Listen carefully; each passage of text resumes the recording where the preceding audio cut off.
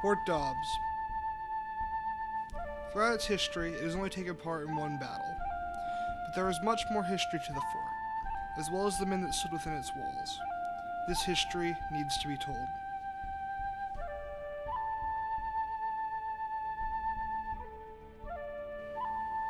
To understand the fort, we must first understand the man who commissioned it.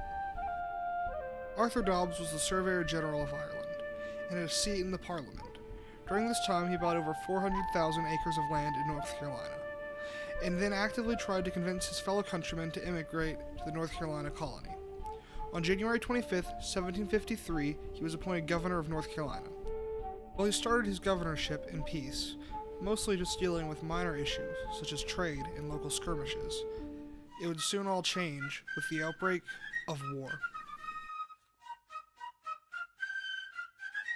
The French and Indian War was a conflict with many different countries on each side, but the country that most affected the American colonies was that they now found themselves at war with France, the neighboring colonial power, as well as being at war with many of the native tribes.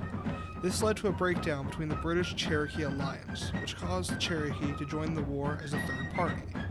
The war started in 1754 and would not end until 1763. During 1756, Mr. Dobbs was commissioned £10,000 to construct the fort, but only ended up using $1,000, thanks to his expertise in the field. This fort would become Fort Dobbs.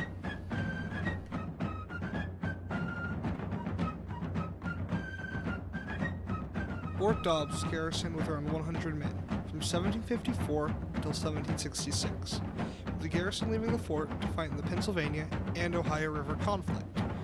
They were also used to serve as reinforcements for a young George Washington, even though they arrived too late to prevent his defeat. The fort saw its one and only conflict on February 27, 1760, under General Hugh Waddell. This is his account. For several days, I observed that a small party of Indians were constantly about the fort. I sent out several small parties after them, to no purpose. The evening before last, between 8 and 9 o'clock, I found the dogs making an uncommon noise. I was weary, as my garrison is small, and I was apprehensive. It might be a scheme to draw out the garrison. I took Captain Valet, who with myself and the party made up 10. We had not marched 300 yards from the fort when we were attacked by at least 60 to 70 Indians.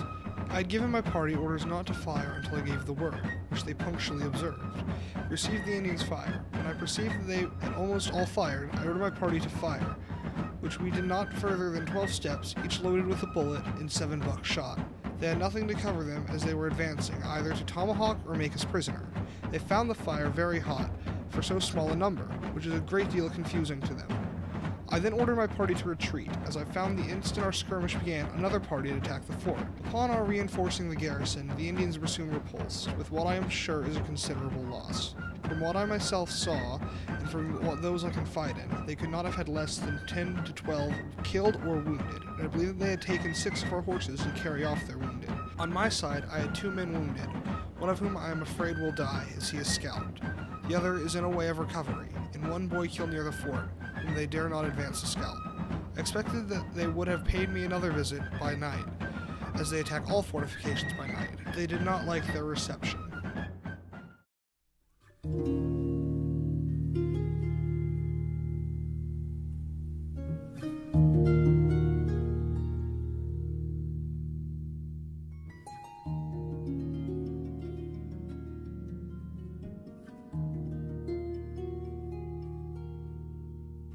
After the decommissioning of the fort, the site was lost to history until 2006, when the site of the fort was found.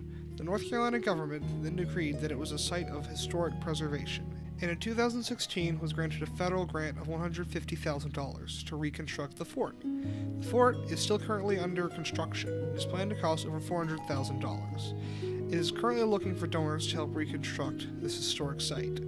You can visit the fort at 438 Fort Dobbs Road in Statesville, North Carolina. They often do historic events as well as reenactments.